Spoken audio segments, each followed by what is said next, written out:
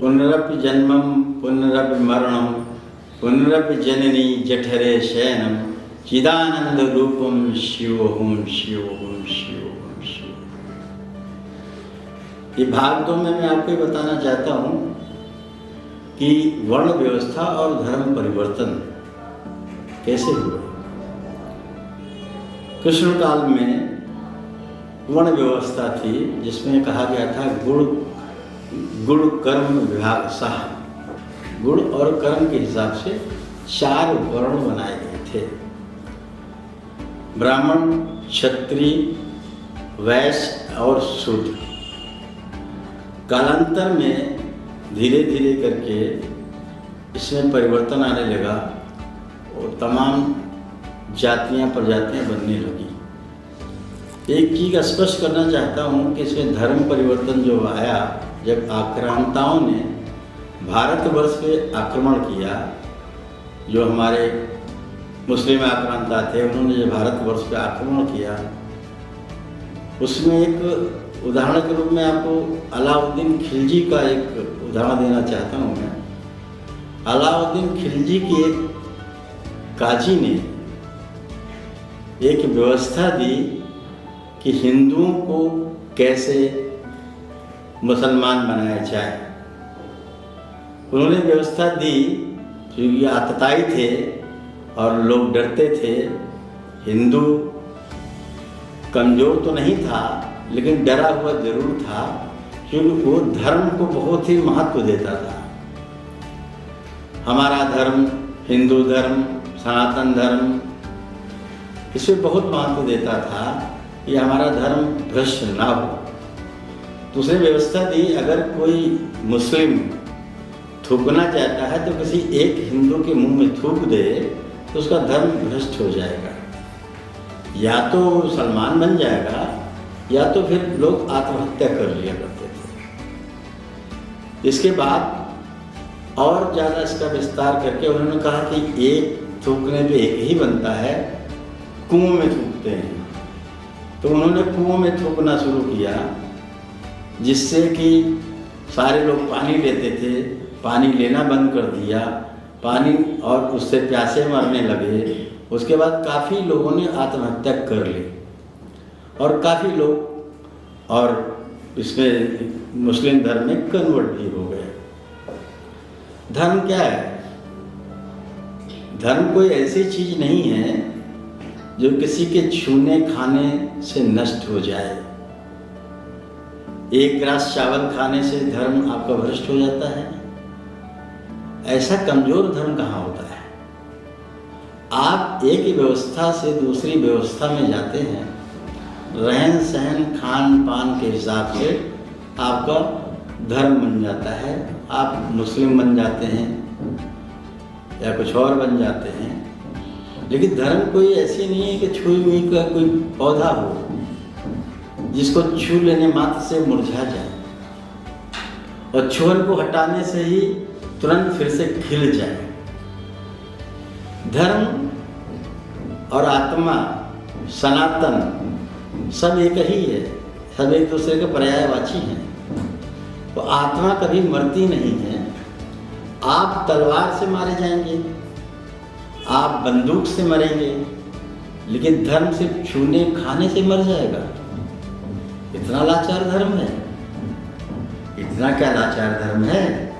लेकिन नहीं, सनातनी हिंदुओं ने इस पर बहुत ज़्यादा विचार नहीं किया और इसका विरोध भी बहुत ज़्यादा नहीं किया। इस पर किसकी गलती है? आक्रांताओं की या हमारे सनातनी हिंदुओं की? इसमें बिल्कुल गलती सनातन हिंदुओं की है, क्योंकि उन्होंने धर्म को समझा ही नहीं। धर्म को समझा ही नहीं। धर्म किसी के खाने पीने छूने आदि से नष्ट कभी नहीं होता है। कालांतर में धीरे धीरे वर्ण व्यवस्थाओं से बदलकर धीरे धीरे जातियां बनने लगी। जातियां बनने लगी, उसमें ऊंच नीच का भेदभाव होने लगा और भारत अपने पतन की तरफ बढ़ने लगा। इसमें जो संख्या बढ़ी वो मुस्लिम की संख्या बढ़ने लगी और हिंदुओं की संख्या घटने लगी। जब 1,000 आदमी 2,000 आदमी आत्महत्या कर लेगा तो उनकी महिलाएं, जो घर में बेटियां, उन सबको कौन ले जाता था? आक्रांता ले जाते थे। तो उनसे जो बच्चे होते थे तो वो वर्णशंकर होते थे बेसिकली। अब वो ना हिंदू थे ना मुसलमान थे, तो जिस रहन सहन में रहते थे उसी को अपना लेते थे। उसके बाद भी, आज़ादी के बाद भी हमारे देश में जातियों में जो बंटवारा हुआ है उससे भारत का बहुत बड़ा नुकसान हुआ है। कहीं और न जाइए, मैं अपने जीवन की हकीकत बताता हूँ। ये 1978-78 की बात होगी। हमारे गांव में भी हम भी किसी को लोटे से पानी पिलाते थे तो ऐसे पिलाते थे दूर से। अगर शूद्र आदमी आ गया या किसी शूद्र जाति का आदमी आ गया तो उसको पानी ऐसे पिलाते थे। हम कुएं को धोते थे, कुएं में पानी भरते थे, तो क्या उसके पहले जो बाल्टियाँ पड़ी थी शूद्र की या किसी अन्य जातियों की, क्या उससे पानी का धर्म बदला था? पानी का धर्म नहीं बदला। पानी की प्रकृति वही रही। पानी अगर आपकी प्यास बुझाता तो उनकी भी प्यास बुझाता है। केवल आप उस कुएं को धोने, चौखट को धोने से आपका धर्म अच्छा हो जाएगा, ये भ्रम है। असल में आपने धर्म को जाना ही नहीं है। धर्म तो सनातन है, अजर और अमर है। किसी के छूने खाने से कभी नहीं बदल सकता, ना किसी के मारने से मर सकता है, ना किसी के कोसने से मर सकता है। धर्म अजर और अमर है। जैसे आत्मा अजर और अमर है, उसको कोई न छू सकता है न पा सकता है। तो कैसे आपने मान लिया कि आपके धर्म को किसी ने छुआ और आप दूसरे धर्म के बन गए? ये सिर्फ मात्र एक अज्ञानता थी। अज्ञानता इतनी बड़ी कि उसमें धीरे धीरे करके कुछ लोग उन लोगों के साथ आक्रांताओं से मिलकर बाकियों का शोषण करने लगे। जमींदार ही कोई हो, कोई बड़े वर्ग का आदमी हो, अगर वो इनका शोषण करेगा, निचली जातियों को या शूद्रों को या अन्य जातियों का शोषण करेगा, तो उनका एक न एक दिन तो ऐसा आएगा ही कि आपसे पीड़ित होकर जिधर उनको अच्छा सहारा मिलेगा उधर वो चले जाएंगे। इसमें उनकी कोई गलती नहीं है। ये हिंदू सनातन धर्म के लोगों की गलती है जिन्होंने धर्म का सही अर्थ बताया नहीं। और उसके बाद बुद्ध ने जैसे कहा था कि मूर्ति पूजा नहीं की जानी चाहिए, आनंद से वही बोला था उन्होंने कि मूर्ति पूजा नहीं होनी चाहिए।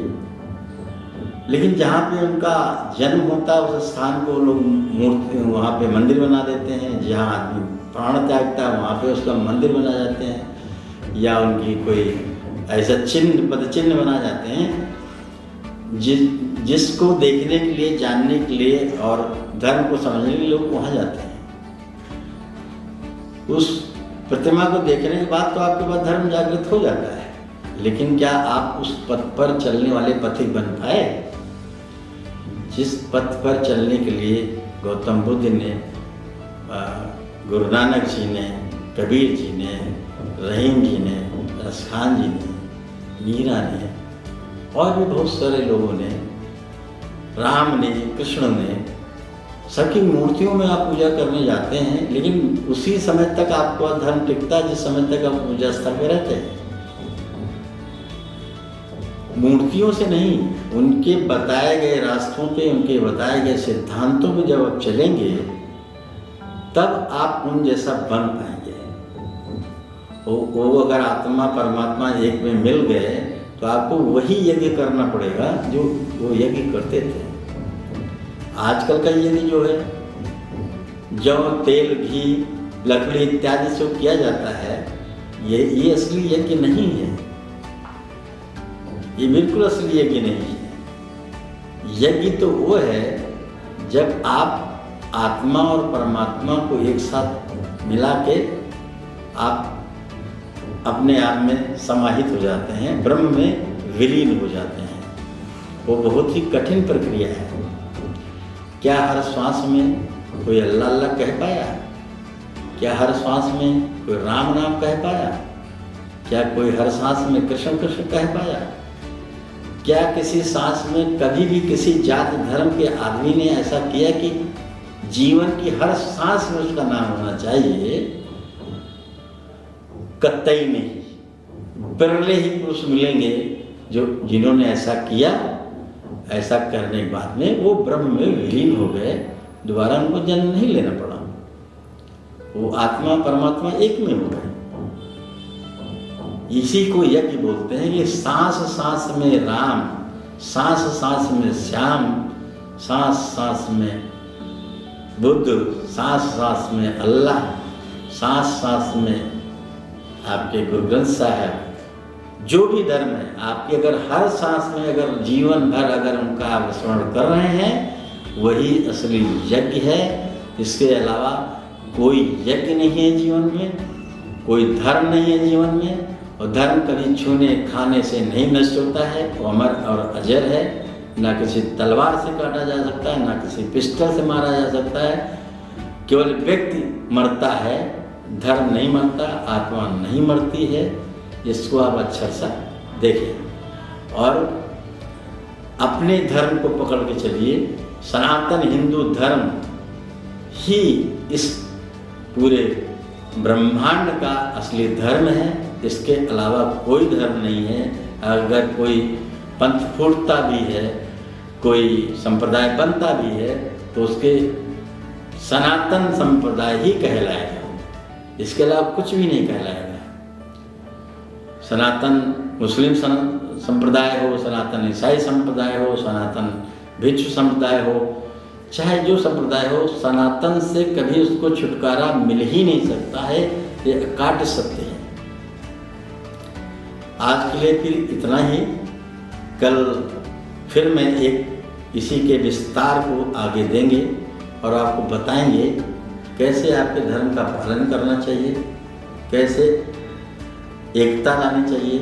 क्योंकि भारत हमेशा ही वसुदेव कुटुंबकम की भाषा जानता है, वो करता रहेगा, अपनी संस्कृति को सजोता रहेगा।